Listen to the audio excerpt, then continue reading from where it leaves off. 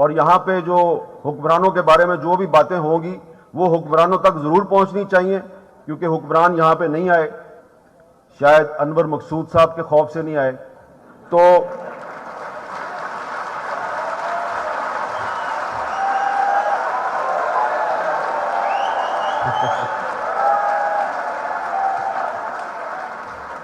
मैंने अनवर मकसूद साहब का जिक्र किया, मौला जट का जिक्र तो नहीं किया।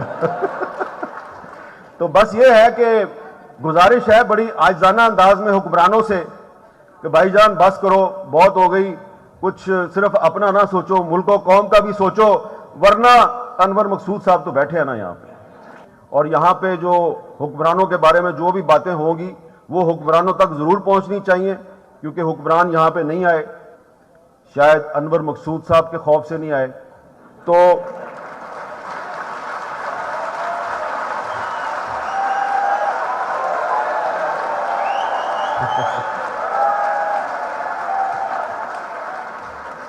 मैंने अनवर मकसूद साहब का जिक्र किया, मौला जट का जिक्र तो नहीं किया।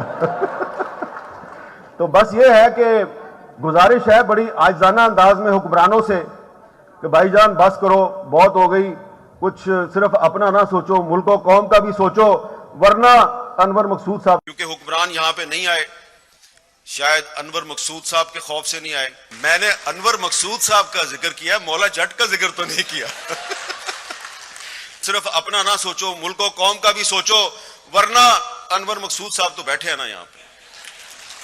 अमजद साहब जो हैं वो अभी कुछ दिन पहले ही उम्रे के लिए गए थे, तो उनका जो आखिरी कॉलम शाया हुआ है 5 दिन पहले, उसमें उन्होंने, उसका उन्वान है मक्का और मदीना का सफर। तो उसमें उन्होंने ये लिखा है कि जब वो खाना काबा के सामने बैठे हुए थे और व्हील चेयर पे थे, तो उन्होंने बहुत सी दुआएं मांगी। अमजद इस्लाम अमजद साहब ने खाना काबा के सामने बैठकर बहुत सी दुआएं मांगी।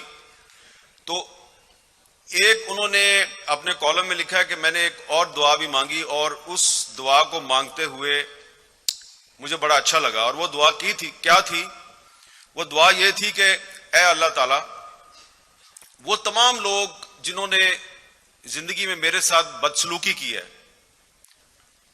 उन सबको माफ कर दे और उनका भला कर। तो ये जो है ना बात, ये मैं आपको उनकी बताना चाहता हूं कि उन्होंने अपनी मौत से चंद दिन पहले अल्लाह ताला के घर में बैठकर उन सब लोगों को माफ किया जिन्होंने उनके साथ बदसलूकी की थी, और उनके लिए खैर की दुआ की।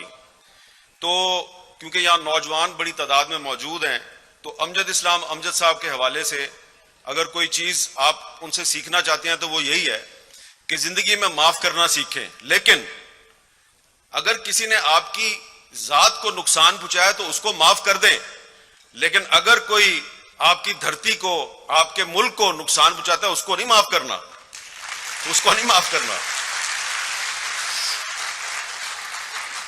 मैं अहमद शाह साहब को और उनकी टीम को बड़ी मुबारकबाद पेश करता हूं कि उन्होंने शहर लाहौर में ये अदब का मेला सजाया। और जैसा कि वो आपको बता रहे थे कि वो कह रहे थे मैं सिंध का बेटा हूं, मैं कराची से आया हूं। बड़ी अच्छी बात है, कराची के लोग, सिंध के लोग इधर आए और पाकिस्तान की सब सकाफतों को इकट्ठा करके एक खूबसूरत गुलदस्ता आपके सामने पेश कर रहे हैं। लेकिन मेरे पास एक सीक्रेट है इनके बारे में। हूं तो मैं जात का सहाफी ना, तो शरारत से बाज तो नहीं आऊंगा। ये सिंध के बेटे जरूर हैं, लेकिन इनका गांव जो है वो खैबर पख्तूनख्वा में है। तो ये गांव इनका खैबर पख्तूनख्वा में है, अपना लिया इन्होंने सिंध को और दिल अपना लाहौर को देने आए हैं। तो इन्होंने अपनी जात में 3 सूबों को इकट्ठा कर लिया है, और स्टेज पे भी माशाल्लाह काफी बड़े बड़े लोग इकट्ठे कर लिए हैं। सिर्फ एक मेरी छोटी सी गुजारिश है, अगर आप बुरा ना मनाएं, कि ये जो स्टेज है ना, इस पर सिंध भी नजर आ रहा है, पंजाब भी नजर आ रहा है, बलोचिस्तान नजर नहीं आ रहा। अलबत्ता एक लाहौरी बलोच बैठा हुआ है कामरान लाचारी साहब की सूरत में।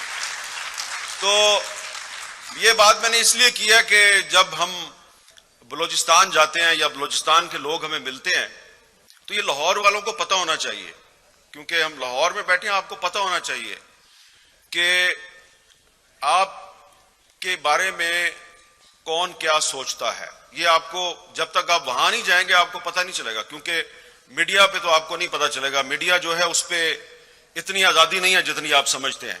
एक गैर एलानिया सेंसरशिप चल रही है पाकिस्तान में। और आपने कभी सुना है कि मुल्तान की साइड पे लोग एक बात कहते हैं, असा कैदी तख्त लाहौर दे? सुना है कभी? नहीं सुना। तो आपके सूबा पंजाब के अंदर भी जो लोग हैं वो कभी लाहौर वालों से शिकवे के लिए ये लफ्ज इस्तेमाल करते हैं, असा कैदी तख्त लाहौर दे। हालांकि लाहौर में ज्यादातर जो लोग हैं वो उसी किस्म के मसाइल का शिकार हैं जिस तरह के मसाइल पेशावर में हैं, कराची में हैं, मुल्तान में हैं, कोयटा में हैं।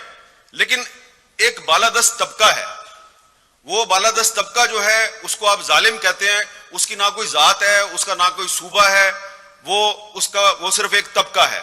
तो ये जो अहमद शाह साहब आपको कह रहे थे ना कि उन्होंने कोशिश किया कि ये 3 दिन जो है लोग बगैर टिकट के आए और वो लोग ज्यादा आए जो टिकट खरीदने की कैपेसिटी नहीं रखते, सकत नहीं रखते। तो ये बड़ी अच्छी बात है। लेकिन अहमद शाह साहब से गुजारिश है कि अगली दफा जब वो लाहौर में ऐसा मेला सजाए तो जिस तरह वो कराची में बलोचिस्तान वालों को बुलाते हैं तो लाहौर में भी आप बलोचिस्तान वालों को बुलाएं। और ये जो लाहौर के नौजवान हैं इनका आप बलोचिस्तान के नौजवानों के साथ इनका डायलॉग करवाएं। खैबर पख्तूनख्वा के जो लोग हैं बॉर्डर एरियाज के, जो पेशावर तक नहीं आ सकते, उनको अगर आप यहां बुला सकते हैं उनको बुलाएं।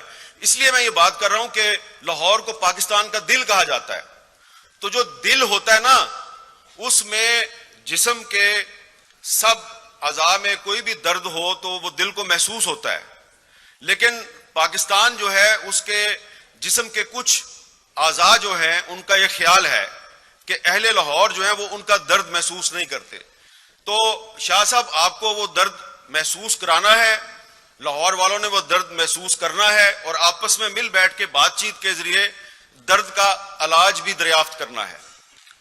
और आखिर में मैं सिर्फ ये कहूंगा कि यहां पर आके मेरे सामने जो बहुत से रोशन चेहरे और चमकती आंखें नजर आ रही हैं, तो इससे मुझे एक उम्मीद पैदा हुई है कि पाकिस्तान के नौजवान जो हैं कितने भी मुश्किल हालात हों उनके हौसले बुलंद रहते हैं। और इस वक्त जो हालात हैं वो आपके सामने हैं। ये बाहर से अंदर आते हुए कुछ 6-7 लोगों ने मुझे पूछा, किसी ने पंजाबी में, किसी ने उर्दू में, हमारा क्या होगा, कुछ बेहतरी के आसार हैं या नहीं। एक पुलिस वाला मुझे बाहर रोक के कहता है, और सर जी साडा की बनना है।